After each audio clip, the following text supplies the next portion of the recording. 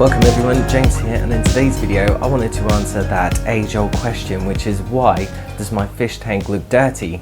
Now there are probably hundreds of reasons why your aquarium can look dirty, but I thought it would be interesting to just go through some of maybe the more common ones and take a look at them, see what is happening and how to address it. So if you're new to the channel, make sure you hit that subscribe button so you don't miss out on any future videos. I put weekly videos on all of my fish keeping antics, so hopefully there's something for everybody.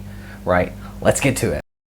All right everyone, I think first up, let's talk bacterial blooms, or sometimes known as bacterial blossom. So bacterial blooms are a condition in which a sudden increase in the number of bacterial colonies occurs within your aquarium, specifically bacteria that's suspended in the water column.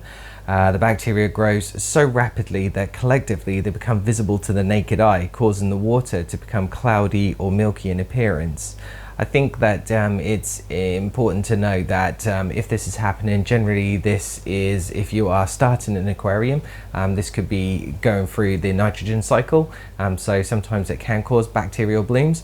Often it can be dead fish maybe, or dead plants, or some sort of organic matter that could be decaying in the aquarium, and that could be causing a increase in phosphates or nitrates, which could cause the bacterial bloom. So if you are seeing sort of things that happened when you've got an established aquarium, it might be worth checking the sort of the livestock that you have in there and just removing them out, and hopefully after a couple of days or a 24-hour period, the bloom should finish. The only important thing that I would say to be aware of is try not to panic about it.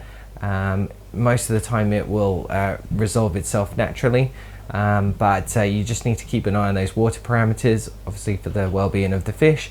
And with the bacterial bloom, it tends to absorb a lot of oxygen out of the water column, which is the main reason why I think people panic about it. So just make sure you've got good surface agitation and just keep those oxygen levels as best as you can, and yeah, you should be fine. Next up is algae, my favorite.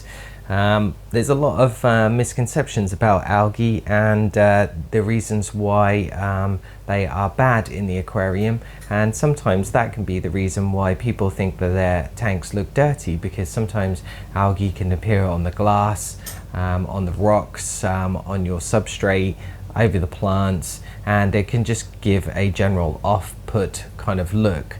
It's important to know that algae are a group of aquatic organisms that have the ability to conduct photosynthesis.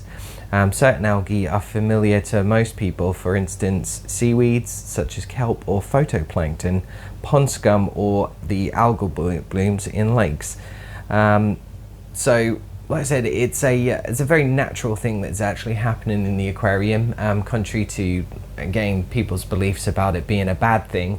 Now, there is obviously the point that left to its own devices, it can cause a lot of issues with, say, plant growth, for example, or if you have a marine aquarium, then it could overgrow your corals and maybe cause issues there.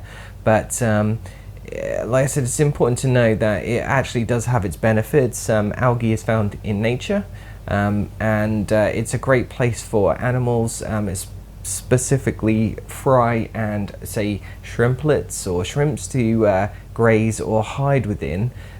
So it's not entirely a bad thing to have, and it does have its benefits, but there are various different ways to get rid of algae.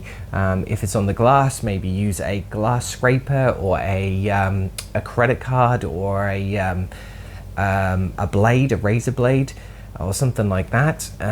You could always check the water parameters and check to see if you have high phosphate levels.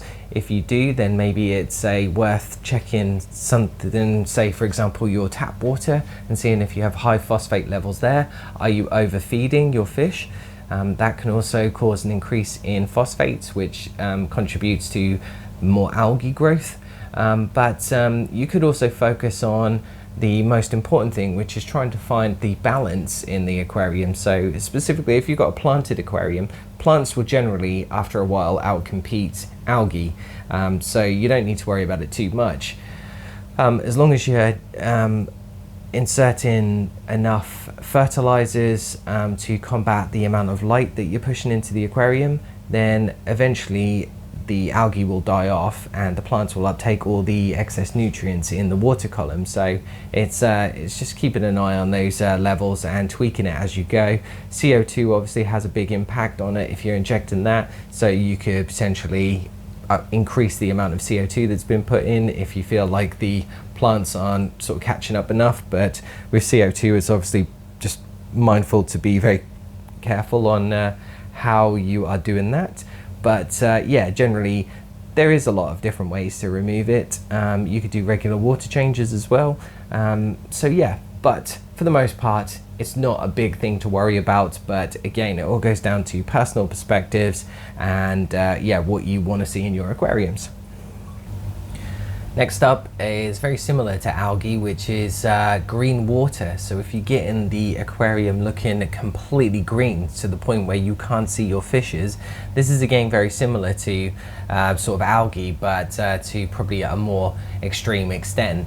And there could be very different underlying issues here in terms of water quality and things that are going on there. And so yeah, but the main reason why you're probably getting a tank completely full of green water, it may be due to high lighting. It could be exposed to a lot of sunlight, for example. So if it's in a room where it's near a window during the day and a lot of light gets through, then that could be a reason why you are getting a lot of increased algae and also the water turning green. So that's probably, for me, the biggest thing that I've noticed. I've not personally experienced it myself, but I've seen enough of it and read enough of it to know that yeah, it's generally most of the time something to do with high lighting. So it's just being aware of that, and again, water changes will help. Maybe a UV lamp or sterilizer might help with reducing the amount of green within the aquarium. So and also you could go for the complete blackout method, which is just putting say some towels, for example, over the glass and leaving it a couple of days to see if the algae disappears. But yeah, again, just check the water parameters as always, just to keep an eye on that and just make sure the well-being of your fish is always the priority. But yeah, that's another important one to notice if you realize that your aquarium looks dirty. Next up is detritus, or just general dirt on the substrate. So your brand new aquarium that you've just set up has had some really nice sand or colored gravel or something like that, and after a little while you notice that there's a lot of brown or dirt appearing all over the substrate. Now that's just generally detritus that's appearing, or if you're adding botanicals, then it could be the breakdown of those organic items, which is just sort of creating a build-up on the substrate of your aquarium. Now again, contrary to belief, it's not entirely a bad thing to have. If you're trying to replicate a more natural environment, then have that detritus in your aquarium.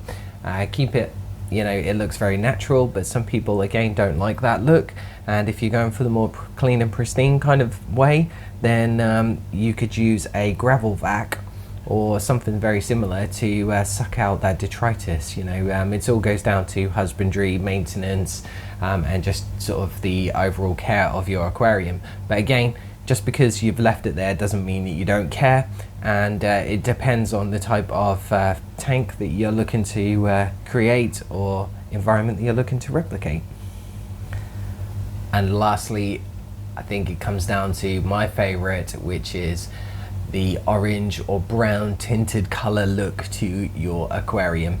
So this is often like when adding various different pieces of driftwood to your fish tank, and then after a few days you notice that it suddenly looks a bit off color, so it's not the very clear look that you had originally, and it looks like someone's put a tea bag in your fish tank, and it's suddenly got a bit of a brownish tint to it.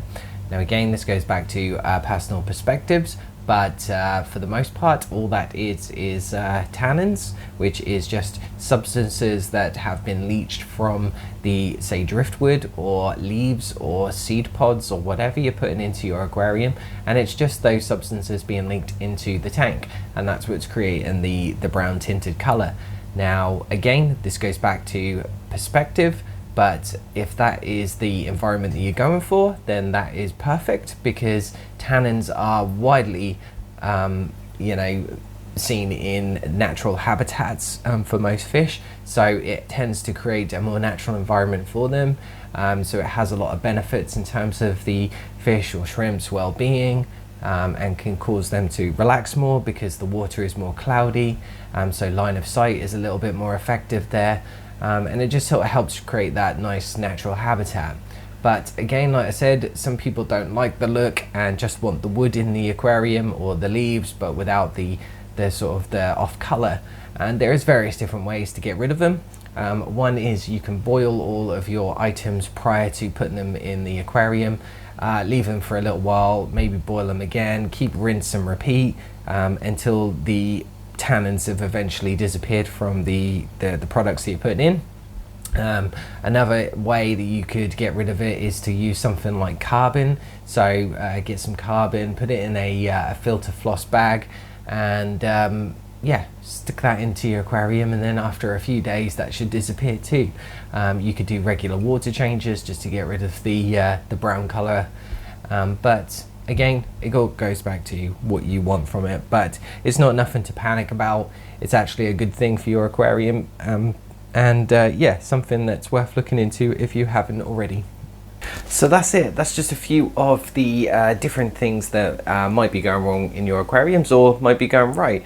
As I said earlier, not everything that seems bad visually to look at can be a bad thing for your tanks. Sometimes they are a good thing. So it's always worth bearing in mind before having the mass panic about seeing something different or some changes that are going on when you haven't sort of really intervened much. So if you enjoyed this video, please give it a thumbs up and let me know what you think of the video in the comments below. I'd love to hear your thoughts and opinions on the topic. I'm sure there's lots of different things and other things that I haven't mentioned in this list, so yeah, let us know in the comments. If you want to support the channel, I'll leave a link below to my merch store and my Patreon account. Also, my social media feeds are in the link below as well, so check them out if you want to follow along.